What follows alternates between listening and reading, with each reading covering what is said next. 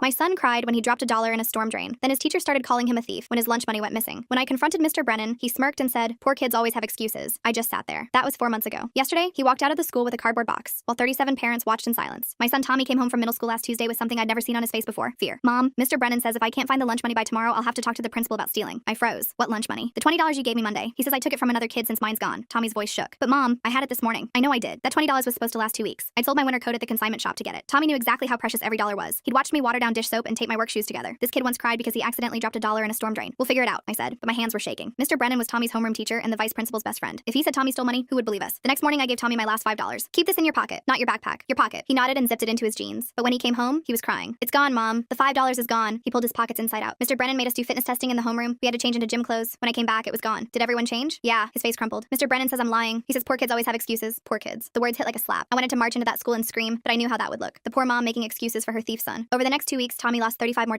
always on days when Mr. Brennan made them change for surprise fitness tests or leave bags outside for locker inspections. Other kids started avoiding Tommy. Someone's parent had spread the word that he was suspected of stealing. I started picking up extra shifts, destroying my back waitressing until 2 a.m. just to replace the money that kept vanishing. But it wasn't about the money anymore. Tommy stopped eating lunch even when he had money. "People watch me," he whispered. "They think I'm going to steal their food." Then came the day that almost broke us. I got a call at work from the school nurse. Tommy had fainted in PE. When I arrived, he was gray-faced on the cot. The nurse pulled me aside. "Mrs. Miller, when was the last time Tommy ate?" "He has lunch money," I said, confused. "He hasn't eaten lunch in 8 days. He tells me he's not hungry," but she lowered her voice. "Is everything okay at home? Financially?" They thought I wasn't feeding my child. My knees went weak. "He has money. I make sure he has money." That night, Tommy finally broke down completely. "Mom, I hide in the bathroom during lunch. Everyone thinks I'm a thief. Mr. Brennan told the other teachers to watch me. Even the janitor follows me around." He looked at me with hollow eyes. "Maybe we should just move. Start over somewhere." We couldn't afford to move. We could barely afford rent. But seeing my son disappear into himself, afraid to exist in spaces he had every right to occupy, something snapped in me. I called in sick the next day and parked across from school. When I saw Tommy's class heading to surprise fitness testing, I slipped inside. Their clothes were on their desks, just like Tommy said. And there was Mr. Brennan, going through pockets, methodically, efficiently, taking cash from jeans and tucking it into his designer wallet. My phone camera caught everything. Mr. Brennan, the teacher who drove a Tesla and wore $1,000 sneakers, stealing lunch money from kids who needed it. But here's the thing about being poor. When I took the video to the principal, he said it wasn't clear enough. When I went to the school board, they said I needed more evidence. When I posted it online, they threatened me with a lawsuit for defamation. Other parents started reaching out, 7 families, all struggling financially, all with kids in Mr. Brennan's homeroom, all missing money on the same days. But we were food service workers and house cleaners and single parents. Who was going to believe us over the beloved teacher who ran the robotics club? I finally called a reporter at the local news. She was interested until she learned Mr. Brennan's wife was the district superintendent's daughter. The story died. Meanwhile, Tommy got thinner, quieter. He stopped raising his hand in class, stopped trying out for things. "Why bother?" he said. "Everyone knows what I am." The breaking point came when I found Tommy's piggy bank smashed on his bedroom floor. $43 scattered on the carpet. His birthday and Christmas money. "For lunch," he said frantically. "So you don't have to work extra shifts. So you can sleep. So you can eat dinner too." My 12-year-old was trying to feed me with his birthday money because a teacher was stealing from him and calling him a thief. Inside me, a storm was brewing. So while he tried to pick up his coins, my mind started racing at a million miles per hour. They thought they could rob my son for fun and get away with it, but that couldn't be further from the truth. I spent the next 3 days watching, not just at school, but everywhere. I followed Mr. Brennan to the grocery store where he loaded organic steaks into his cart. I sat in the parking lot of the country club where he played golf every Saturday. I documented his designer clothes, his expensive watch, the new iPhone he pulled out every few minutes. The other parents from our group started doing the same. Maria, whose daughter lost her birthday money, took photos of Brennan's house renovations. James, a night janitor at the hospital, tracked Brennan's weekend trips to the casino. We weren't stalking. We were building a case that no one could ignore. But Brennan must have sensed something. That Thursday, Tommy came home with a note. Mr. Brennan wanted a parent conference about Tommy's behavioral issues. The meeting was scheduled for the next morning, during my shift at the diner. Missing work meant losing tips I desperately needed, but I had no choice. I arrived at school in my best clothes, which weren't much. Brennan sat behind his desk in a suit that probably cost more than I made in a month. The principal sat beside him, arms crossed. Brennan started immediately, explaining how concerned he was about Tommy's pattern of dishonesty. He had prepared a folder documenting every supposed incident, times Tommy had been seen near other students' backpacks, days money had gone missing from various classrooms, a log of Tommy's suspicious behavior. It was all fabricated, but it looked official, professional. The principal nodded along, already convinced. I tried to explain about the video, about the other families, but Brennan smoothly interrupted. He suggested I was coaching Tommy to lie, that my financial stress was affecting my judgment. He recommended counseling for both of us. Then he delivered the real blow. If these thefts continued, they would have to involve Child Protective Services. The threat hung in the air like poison. They could take my son away. I left that meeting shaking. In the parking lot, I called Maria. Her daughter had been moved to a different class that morning. No explanation. James texted that his son was suddenly facing detention for dress code violations that had never been enforced before. Brennan was systematically targeting our children. That night, I held Tommy while he sobbed. He begged me to just pay Mr. Brennan, to give him whatever he wanted so it would stop. My beautiful, honest boy was willing to let a thief extort us just to have peace. I started recording everything. Every interaction, every incident, every penny that disappeared. The other parents did the same. We met in secret at Maria's apartment, comparing notes and building timelines. The pattern was clear. Brennan targeted the poorest families, the ones least likely to be believed or have resources to fight back. But we discovered something else. Brennan wasn't just taking lunch money. He was using his position to recommend his wife's tutoring services to struggling students. Services that cost hundreds of dollars and mysteriously never improved grades. He was running a whole operation, and we were just the latest victims. The next week, things escalated. Tommy's locker was randomly searched 3 times. Each time, Brennan claimed to find something suspicious. A pen that looked like another student's. A library book Tommy had definitely checked out himself. Brennan was planting evidence. Other kids started bullying Tommy openly. They called him Thief Tommy in the halls. Someone put a fake security camera sticker on his desk. During group projects, students would dramatically guard their belongings when he walked by. Brennan watched it all with a satisfied smile. I tried everything. I wrote letters to the school board. I contacted the teachers union. I even reached out to legal aid, but they said without concrete proof of theft, there was nothing they could do. The video I had wasn't enough. Brennan's connections protected him at every turn. Meanwhile, my son was disappearing. He stopped talking at dinner. His grades dropped. He asked if he could be homeschooled, but I worked 2 jobs. When would I teach him? With what materials? Brennan knew exactly how trapped we were. The breaking point came during Spirit Week. There was a fundraiser where kids could pay to throw pies at teachers. Tommy had saved coins from finding them on the street, excited to participate in something fun for once. But when he got to school, principal, his money was gone again. This time, Brennan accused him of stealing from the fundraiser itself. The principal called me at work. They were suspending Tommy pending an investigation. 3-day suspension for a 12-year-old who had never been in trouble before. I had to leave my shift early, losing half a day's pay, to pick up my devastated son. How does someone become so mean to kids who already have so little? The way Mr. Brennan picks the exact families who work the hardest. Waitresses, cleaners, single parents. It's like he studied who would be easiest to hurt. That night, our parent group met again. We were all at our breaking point. Maria's daughter was having panic attacks. James's son refused to go to school. Another mother, Patricia, had started sending her kid with no money at all, packing just crackers for lunch to avoid the thefts. We knew we needed something dramatic, something that couldn't be ignored or covered up. That's